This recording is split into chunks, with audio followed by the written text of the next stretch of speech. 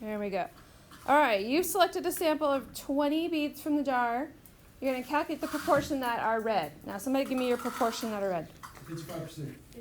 55%, huh? Yeah. So 0.55, right?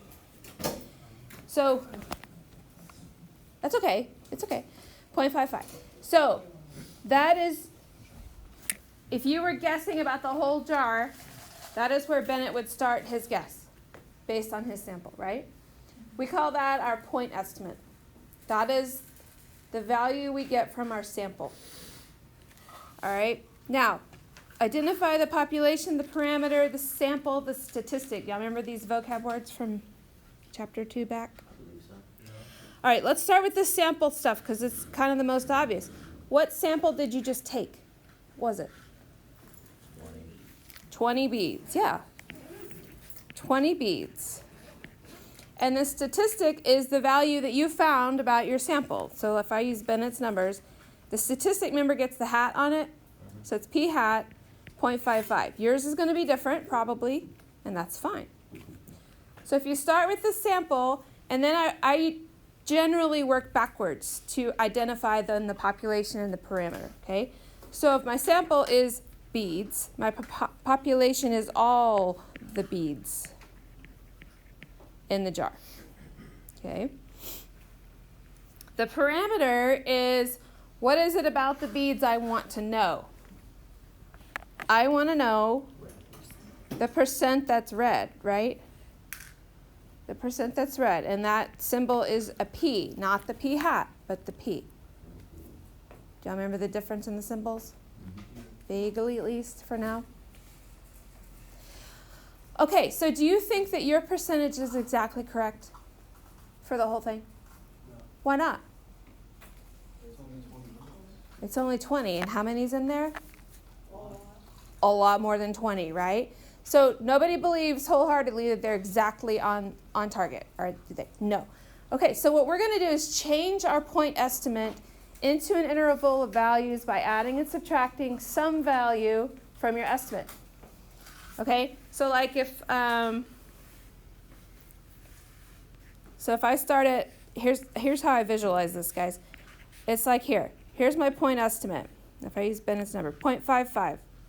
Okay, if I don't think 55% is the exact number,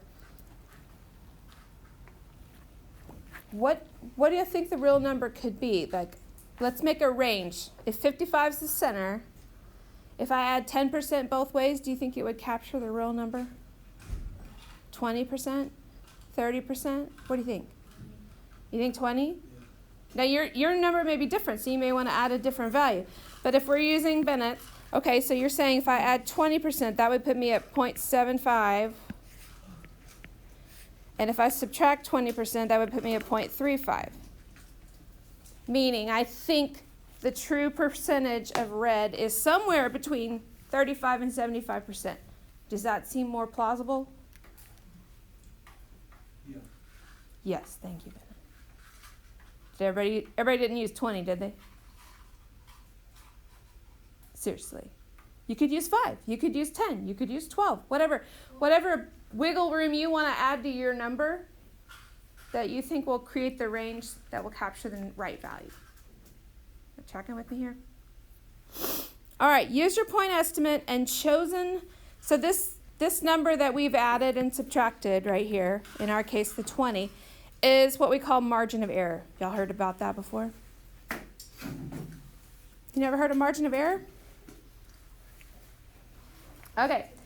It's going to write an interval that you think contains the true proportion. Okay, we already kind of did this, but we're saying it's somewhere between 0.35 and 0.75. And so when we write an interval, we write it like this with parentheses. The lower end of the interval is always first. The upper end of the interval is always last. Least to greatest. Make it make sense, right?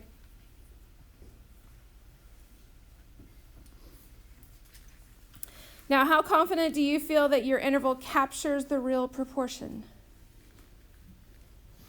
Bennett, how confident are you that this would actually capture the real number? 91% sure. Okay, fabulous. Thank you. 91% sure. He's 91% sure. Great.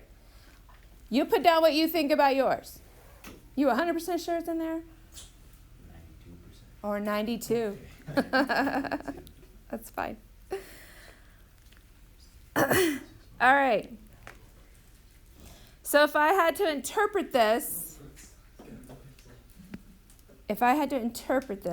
I would say, or you would say, we are 91% confident that the true proportion of red beads in the jar is between 0.35 and 0.75. That's how we'd interpret that confidence level.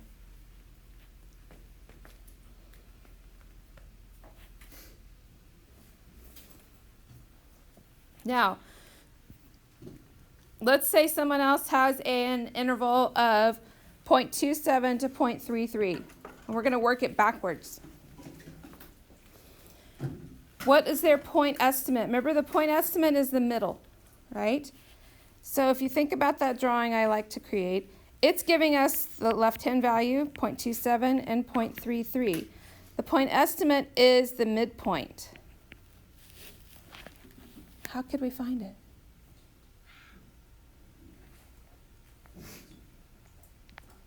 You know this. Don't overthink it. I like the median. So it's 0.3. Yeah, how'd you get that? You add them together. Oh, look at that. You just used geometry. Do you know that? Good for you. I know, right? Don't die. It's okay. So you add them together. You don't. You just used it. 0.3. Does that make sense with the picture? Yeah. 0.3. All right. So my point estimate of this one is 0.3. Then what would be the margin of error? Call it the mode. If 0.3 is the middle, what is it that was added and or subtracted? How many? What? 0.2? What'd you say? 0.3? Is that what you're saying? Yeah? How'd you get that? You just subtracted, didn't you? Yeah. Okay. That's it. 0.03 is my margin of error. That's all it is. So far, so good? Now, so sometimes you're given an interval and you're asked, okay, find the point estimate, find the margin of error, and that's really all it is. Finding the midpoint and then subtracting the distance from the midpoint to the end. That's it. And it has to be the same, right? Otherwise, it's not a midpoint. All right. One group claims that the true proportion of red beads is 0.25. Does your interval, so we're going back now to this one we used up here, does this interval support that the true proportion is 0.25? No, why not? It's outside the interval possibilities, right? So when we create an interval, that's going to, what did you just do? I made a pencil out of the beads. So sweet, Nick. That's so sweet. So this is an interval of possible values, right? So if 0.25, like you said, is outside, then this interval does not support the claim. Does that make logical sense? Yeah, that's all this is. So does the interval support the claim? No. 0.25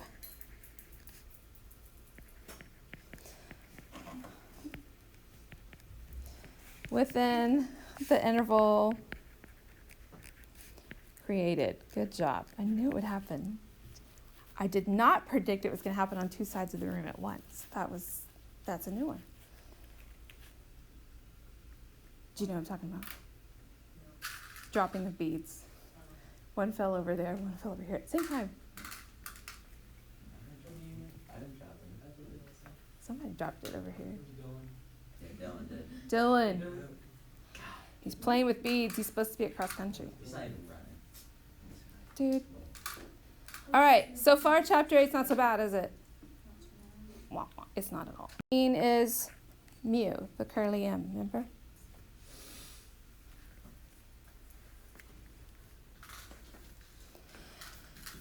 All right.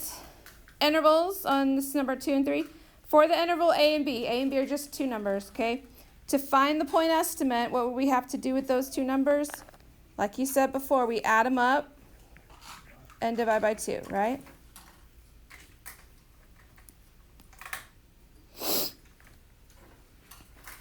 How do you find the margin of error?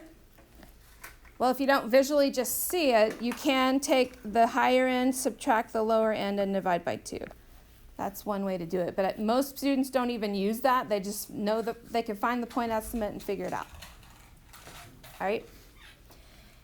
And then when it comes to interpreting your interval, here's your little sentence you're going to use. We are whatever level of confidence that the interval from the low end, A, to the high end, B, captures the true whatever. And it has to be in context. True proportion of red beads in the jar. True proportion of brunettes at Richland High School, whatever, okay? True average height of basketball players in the NBA, whatever it is. All right, and then decisions. This is that very last thing we said. Does it support the claim or deny the claim? Confidence intervals contain the different plausible values. Okay? Plausible values. We don't know if they're really in there, but that kind of gives us our limitations of what is plausible in this scenario. Okay? So let's walk through a couple examples, questions here to get you started. Random sample of 100 adults are asked if they pay for monthly subscriptions they don't use, like a magazine, an app, an online program. Nowadays, it would be streaming apps, right?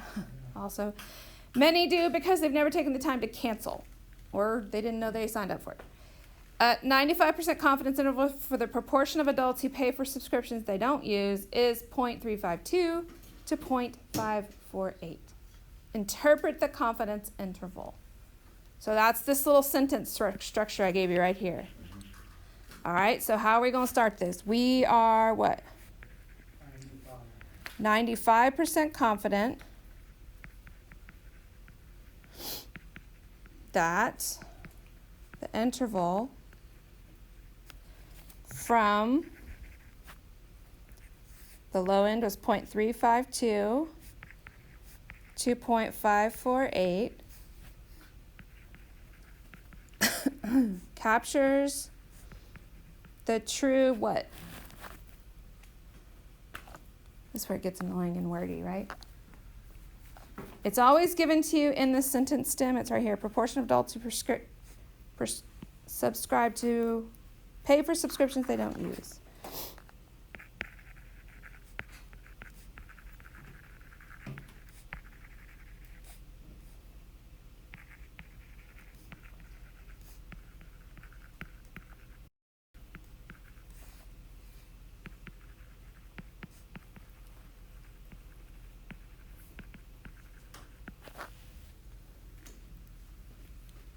All right.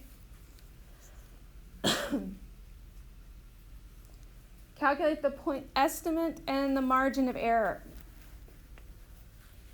All right, so let's visualize 0.352 all the way to 0.548. This one's not as obvious, is it? Can't do that math in your head. So we're going to add them up and divide by 2. All right?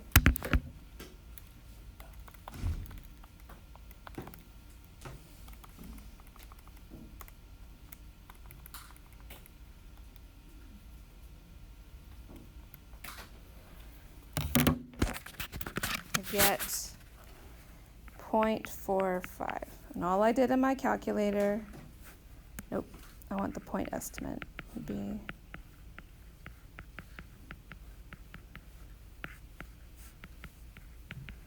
gives me 0.45.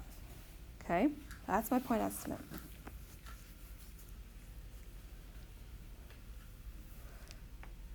Margin of error is this distance from the midpoint to the side links, right? Couple ways you can get there. If you want to do the subtraction thing, you take the high end, subtract the low end. So it's subtraction, and then you divide by 2. but you'll get there. I mean, there's more than one way to do this, right?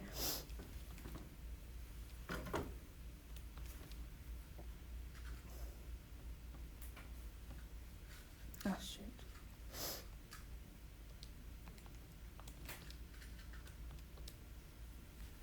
I get 0.098. All right. Margin of error we're subtracting, point estimate we're adding. That's really the only difference, okay? But for me, the visual really helps, okay? Now, based on this survey, a reporter claims that the majority of adults continue to pay for monthly subscriptions they don't use. Use the interval to evaluate the claim. So this is a little vocab test. What does it mean to say majority? What percent is connected to majority? Think about that. Greater than 50%. So greater than or equal to 51%, basically, right? Majority refers to over 51%, or maybe equal to. So looking at the interval, is that supported? Could it be a majority? Yeah. But could it be less than that? Yeah, we have both possibilities in this interval, don't we? What would we have to have for it to be for sure it's a majority? For us to be able to say for sure it must be a majority, what would the interval have to look like?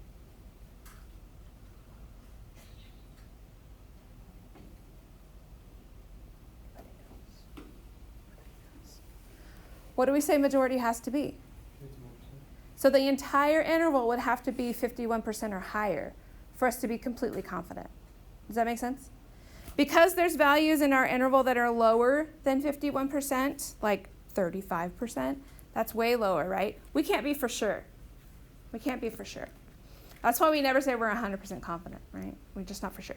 But this one gives us plenty of evidence to say, no, it's not necessarily a majority. Use the confidence to evaluate the claim. Okay, so because the interval contains values less than 51%, we cannot say that a majority of adults continue to pay for monthly subscriptions